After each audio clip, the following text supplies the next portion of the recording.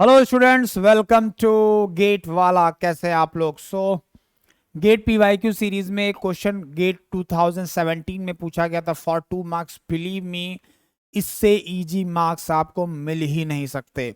Right, this question can be solve with in 2 minutes और बिना कोई भी रेयरली ही कोई बच्चा ऐसा होगा जिसने सीरियसली प्रिपरेशन की होगी और उसको इस क्वेश्चन में प्रॉब्लम होगी। तो बिना किसी डिले के let's solve it. So the volume and temperature of the air assume to be ideal gas है, एयर है, आइडियल गैस है और वॉल्यूम गिवन है। तो क्या क्या गिवन है जरा लिख लिया जाए।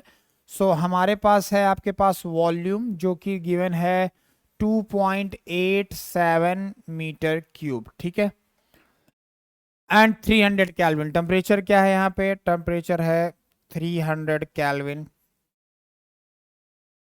Respectively, the gauge pressure indicated by the manometer fitted to the wall of the vessel is 0.5। तो ये हमारा गेज प्रेशर गिवन है। क्या गिवन है? गेज प्रेशर हमें गिवन है। पी गेज, पी गेज का वैल्यू गिवन है 0.5 bar, 0.5 bar. if the gas constant of air, right, मतलब R वैल्यू गिवन है यहाँ पे, इधर लिख देता हूं मैं। R वैल्यू गिवन है that is 287 joule per kg kelvin, ठीक है। And atmospheric pressure PATM value भी गिवन है, PATM वैल्यू गिवन है 1 बार। क्लियर? अब क्या पूछा है? The mass of the air निकाला है। मास ऑफ द एयर में पीवी इक्वल टू एमआरटी लगाना। लेकिन आपको एक चीज क्लियरली पता होना चाहिए, जो आइडियल गैस इक्वेशन है पीवी इक्वल टू एमआरटी, इसमें जो पी है वो एब्सोल्यूट प्रेशर है, राइट। और अगर आपको एब्सोल्यूट प्रेशर जो किलो पास्कल में अगर आप रखते हैं तो आर का value kilo joule per kg kelvin में रखना पड़ेगा, तब एम का वैल्यू आपको केजी में मिलेगा। सो बेसिकली यूनिट्स का ध्यान रखना है और आपको यह ध्यान रखना है कि जो दिया हुआ प्रेशर है वो गेज प्रेशर है, उसको पहले एब्सोल्यूट प्रेशर में कन्वर्ट करना पड़ेगा। तो मैं पी का वैल्यू, पी एब्सोल्यूट है, ये जो मैंने पी लिखा है ये एब्सोल्यूट प्रेशर, तो ये क्या हो जाएगा? इसका वैल्यू हो जाएगा पी गेज मतलब 0.5 बार प्लस एटमॉस्फेरिक प्रेशर मींस 1, तो ये हो जाएगा 1.5 बार, ठीक है। 1.5 बार लिखो या 150 किलो पास्कल भी लिख सकते हो, ठीक है। अपने स्टैंडर्ड यूनिट में मैं लिख लेता हूं। अब आप पीवी इक्वल टू एमआरटी लगा दो, राइट। अब आप पीवी इक्वल टू एमआरटी लगा दो, ठीक है। तो यहां पे लगाएंगे ideal gas for air, for air. Air क्या है? आइडियल गैस, ठीक है। तो इसको लिख सकते हैं आइडियल गैस।